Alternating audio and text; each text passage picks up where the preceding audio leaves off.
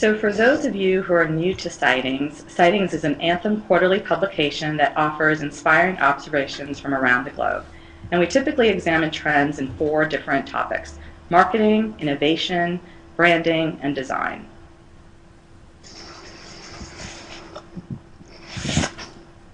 So at the end of each year, we develop a forecast issue for the following year, which is the topic for today's session. For this year, we've identified redefinition as a central theme.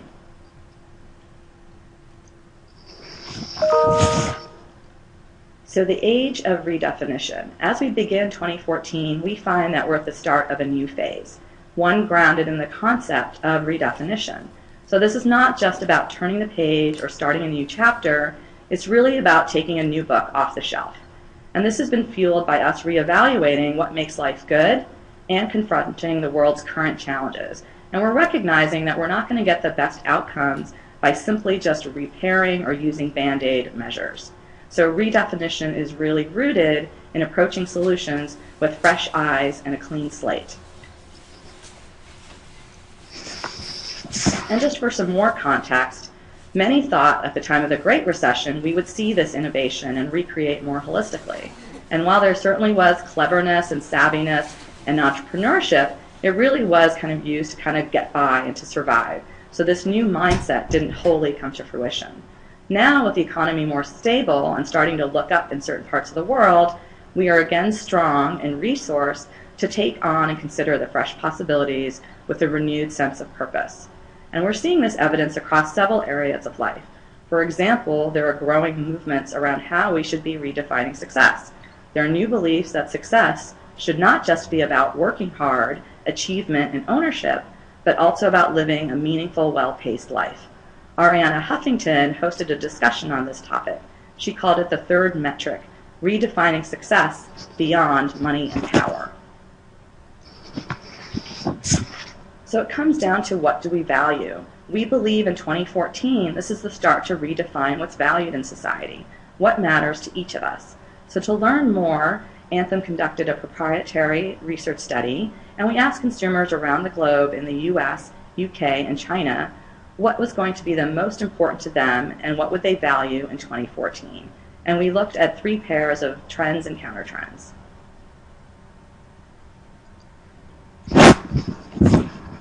The first trend and countertrend was about consumers seeking to improve themselves versus contributing to making the world a better place.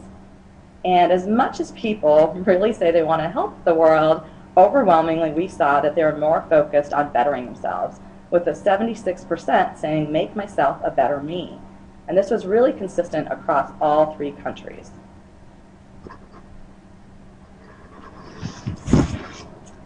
Now, in looking at people's desires, we referenced Maslow's hierarchy of needs, and we pitted aspirational goals and higher order benefits against practical results.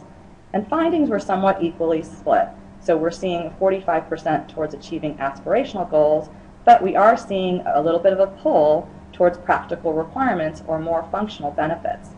And we're seeing across the countries, the US and UK really kind of drove that practical results, while China, with their younger population, favored the opposing trend, and we saw a slight skew towards them fulfilling their aspirational goals.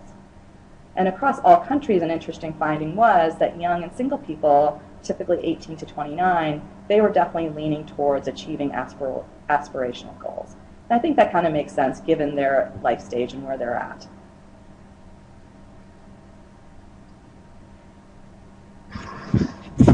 The third set of macro trends that we looked at was tradition versus modern culture.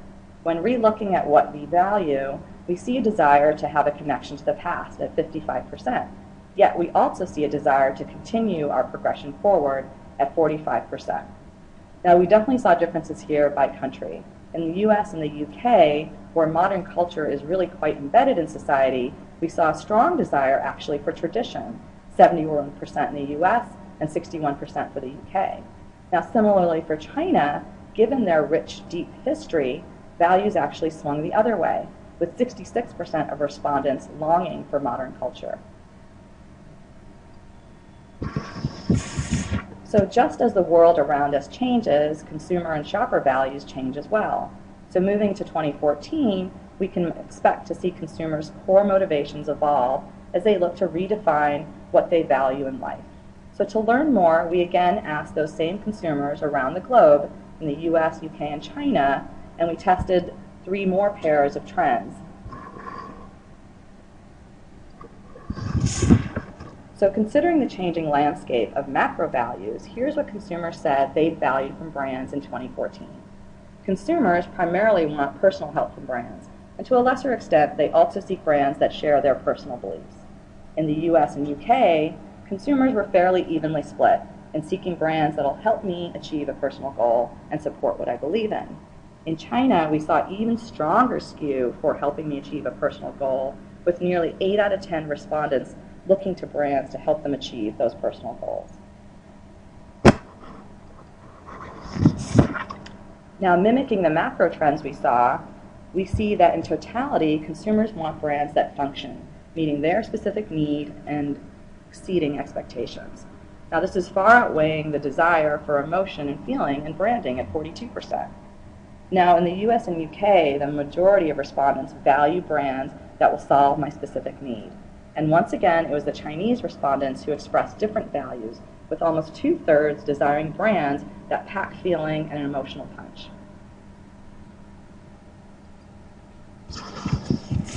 So finally, there's an opportunity for brands to develop deeper relationships with consumers. Now, while most consumers want to be pulled into the future, there are those who want and appreciate heritage as well, with 35%. Now, across all countries, we did see this strong pull towards brands leading me into the future, and China was the strongest here, leading that charge.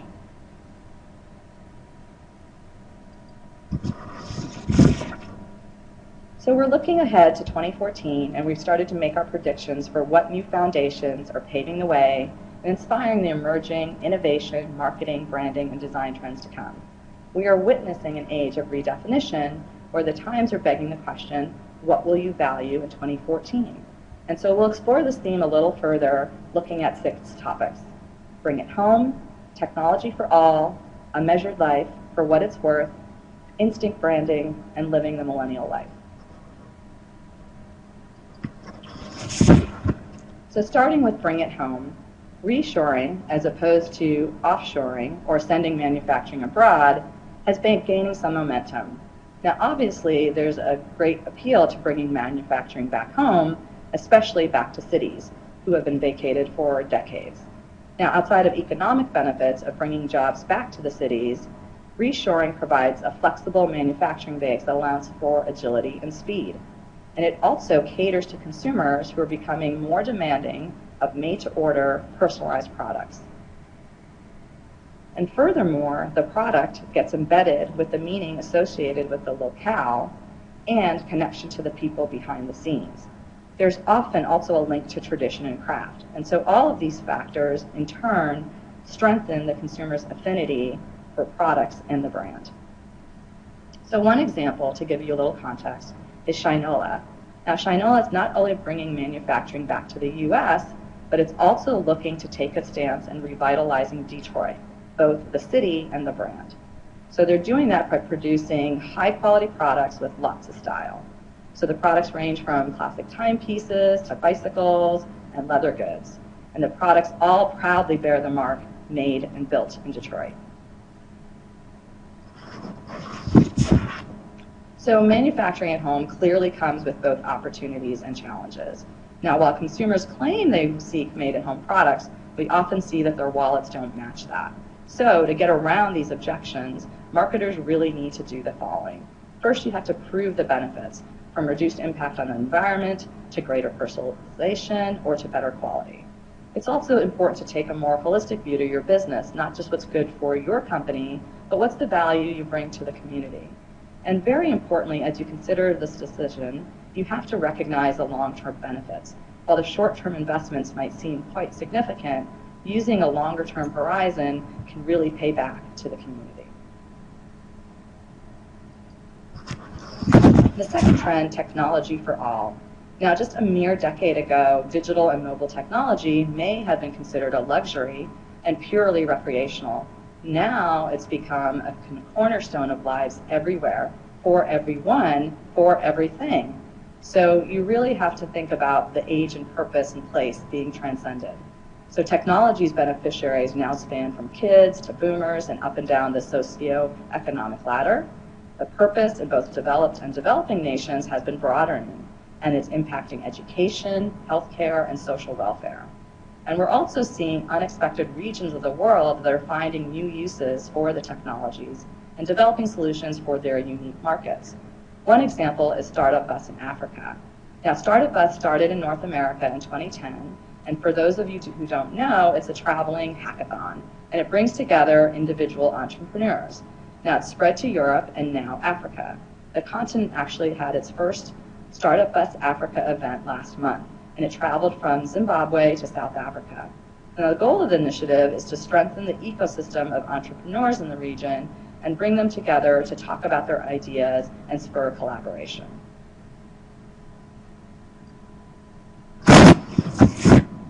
So expectations for technology from the who, what, where, and how it's being used is being redefined.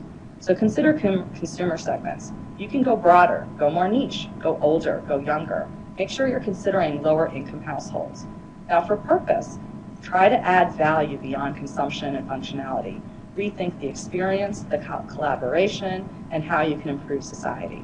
And also think about location. It's no longer limited to Silicon Valley or cities. You got to rethink remote locations, developing nations, anywhere, and even in the middle of nowhere. The third trend is the measured life. Now, human behavior has always been difficult to change. We all seem to have the same New Year's resolutions: be more active, get more sleep, eat better food. And not surprisingly, these are the same resolutions we had last year. So in an effort, we want to really lead healthier, more fulfilling lives, but most of us kind of lack a support structure to help us. And this could be a coach, a supportive community, knowledge, or even a reward system that'll really keep us motivated and focused on achieving those goals. So enter technology and data. So technology will now empower us to track, measure, even compete, and reward ourselves, and act in ways that will fundamentally change the way we live. It's helping us measure the steps we take, the quality of our sleep cycles, and even how much Spot gets to run around the yard. More on that in a bit. Now, technology and data are moving us to a place where previously elusive personal goals and behavior change are becoming more attainable. So one of the examples is if you're trying to initiate some new habits, there's Green 8, a social media app that educates and inspires users to lead more sustainable lives through their everyday decisions and behaviors. So this could be eating local or organic food, biking to work, or even taking quicker showers. Now back to Spot. Now you need to walk your dog a little bit more often. FitBark actually is the next evolution of Fitbit, and it tracks the activity of your dog. And it rewards you with a bark score for your awesome pet parenting abilities.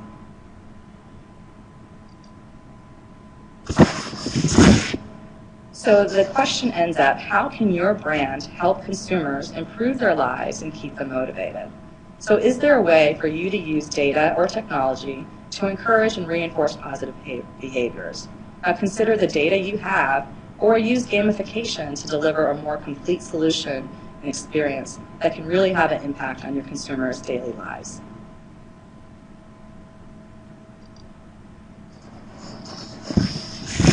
So the fourth trend is for what it's worth. Buy what you see. Now, again, we talked about redefining the old values. So such things such as price equaling benefits divided by product costs, those are fundamentally being reshaped as we start to redefine what it means to live a successful, good life, one that's more holistic and full of meaning. So consumers are recalculating value, considering factors that go beyond benefits, features, quality, and utility. They want a more comprehensive experience, adding to the value equation by considering things such as purpose, simplicity, and convenience in purchase. So as an example, consider Walmart. They're testing a new brand based on low price and direct communication. It's labeled Price First, and the brand is in over 20 product categories with plain, simple packaging that further reinforces its low quality proposition. So the new line provides complete value transparency and it is offering consumer value, shopper value, with its simplicity. Another example is Honest Buy. They're an e-commerce apparel retailer, and they are also being quite transparent. They are being upfront and meticulous about their efforts to make their products more sustainable. Now, the bigger surprise is that they're revealing what most companies fiercely guard and protect, their costs. So Honest Buy actually discloses the costs of materials and labor, along with the environmental impact. So consumers are really armed to make the smart decision for themselves.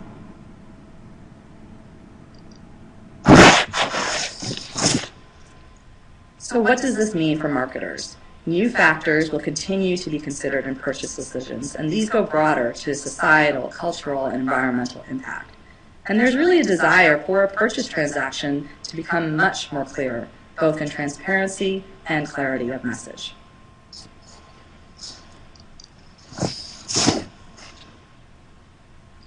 The fifth trend is instinct branding. So in an increasingly more crowded shopping and marketing environment, and with today's communication culture demanding fewer words and more visuals, think Twitter, Pinterest, and Vine, brands need to consider the strength of their visual assets. So it's now imperative to make a brand's visual assets ownable, leveraging elements such as color, texture, artistic treatment, and shape, so consumers can make connections in a split second. Now, when this is done right, such immediate visual associations will really help consumers feel like the brand or product understands them. It'll help them find the right product for them in a sea of choices, and it also can help them feel a part of something bigger. Additionally, there seems to be a growing awareness of the importance of these assets, such that they are coming under threat. So this gives even more reason for a brand to be prepared with proper defenses. As an example, consider Cadbury and Nestle. They were recently in court, and at stake was the color purple. Cadbury exclusively owned purple. Now it can be used by any chocolatier. Nestle's own brand Wonka has started to use purple. Another example is Burberry and their classic tartan plaid. It's also under threat in China. So some are citing that the pattern hasn't been used there in several years, suggesting that companies, therefore, are free to make use of that iconic brand asset.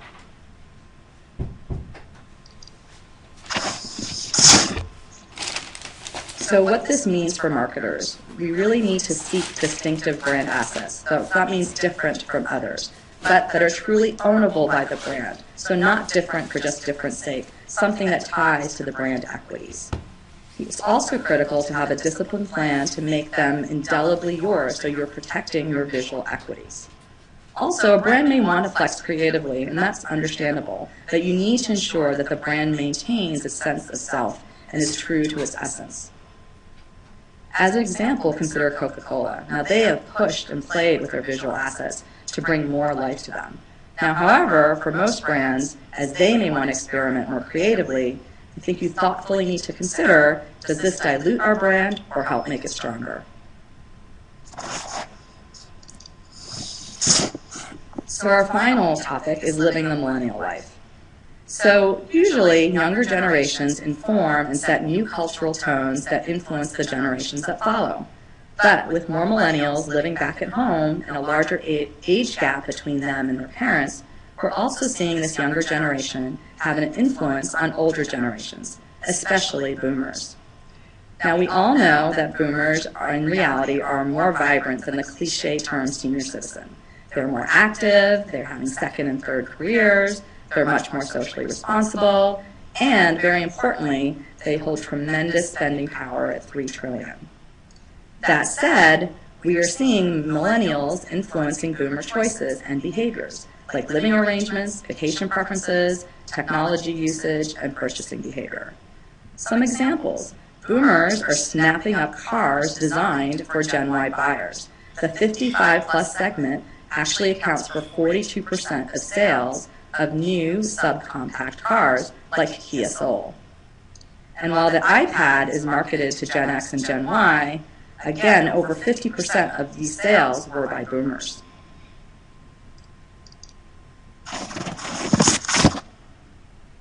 So what does this mean for marketers? You should invest in understanding millennials and take advantage of growth with both generations. Now boomers are going mobile, following the lead of Gen Y. So it's important to adapt your marketing campaigns to meet the increasing traffic and demand. In summary, it's a great shortcut for marketers to look to Gen Y to see how they inspire boomers to live differently.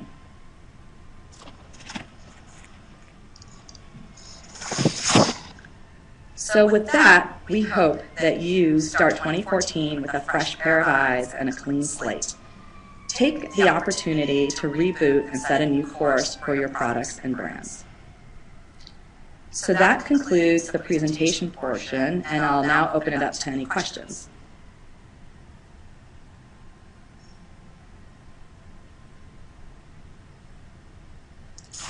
Okay, I have a question here.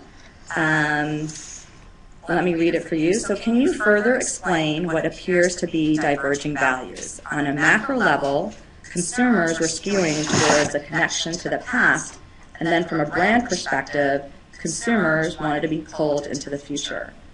Thank you for picking up on that. It does seem a bit incongruous at first, but what you're seeing is probably a bit of aggregation of data across 3 countries and also generations. The US and UK, with significant older populations, are pulling this macro trend towards that connection to tradition. Likely, these generations have a sense of nostalgia of simpler, better times. Now, for China, with its significant youth population, there was an immense skew for brands to help them progress towards the future. So overall, depending on what country you're in, knowing your consumer demographic target, and brand history, you can really tell a story that's engaging, whether that is heritage or modernity. I have another question here, asking about looking at the technology for all trend. In rethinking my audience for my brand offering, are you suggesting that I change my target segment? Thanks for the question. No, not necessarily. It's more that you should pay attention to potential other audience that may be more significant than you think, and technology offers a venue to do that. Think about Amazon and how they've approached this. They have their general offering of Amazon.com, but they also now offer a 50-plus sub-website that's specifically designed for boomers. They also have Amazon Kindle, which is offering a free time app that allows kids to use the Kindle with restricted access to adult content, but it also gives them a whole bunch of updated kid-friendly content.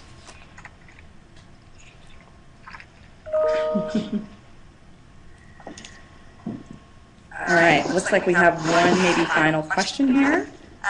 In thinking about packaging communication, what do you think needs to change given the new value equation? So thank you for your question. Definitely, we work in Anthem and packaging and day out, and I think what you really need to do is invest in understanding the consumer and shopper needs at the moment of purchase, and ensuring that your packaging is really telling consumers exactly what they need to know. Nothing more, nothing less. Strongly suggesting tactically that you limit the number of communication elements. I can't tell you how many times that I see 15-plus items that need to be communicated on a packaging. So figure out what your consumer values beyond utility and how that plays into price point, and be sure to clearly indicate those benefits.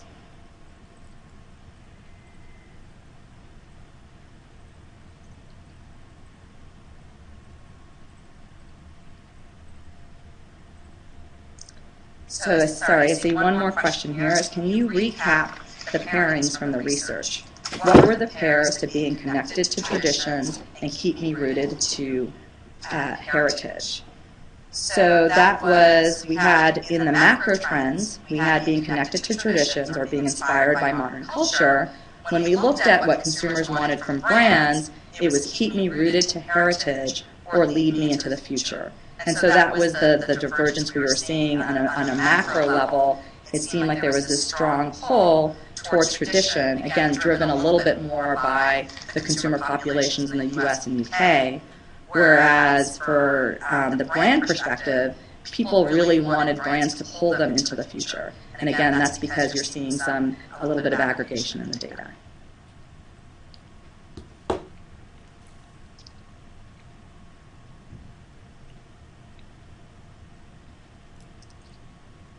So this says, in your opinion, what would you consider to be an example of consumer-focused packaging? That's a great question. Let me think about that for a second. Actually, one package that I think really expresses the consumer essence, and it's a retailer's brand. Safeway has its own 3 tiers of private label brands. They have their baseline of Safeway, Safeway Kitchens, and then they have their higher order or premium level Safeway Select. And it's really focused on the consumer, and it takes a category by category approach. So now the brand goes across the store, across over 50 categories, but each packaging design is reflective of that category. And they really simplify it down to 3 to 4 key communication elements and artfully show the food. And the whole essence of that brand is about discovering that delight of food and the pure enjoyment of food, which translates well to that design treatment of food as art.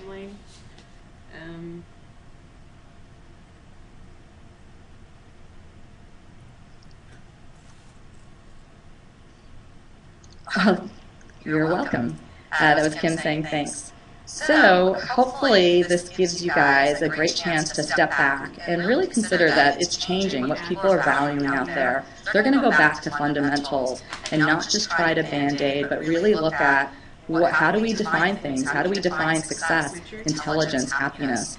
And it's not going to be a trade-off. They really are going to go back and redefine these terms. So we hope we gave you some good perspective and thinking so that you can approach 2014 with this renewed sense of possibilities. And I hope to give you 2 minutes back in your day as well. All right, so thank you, everybody.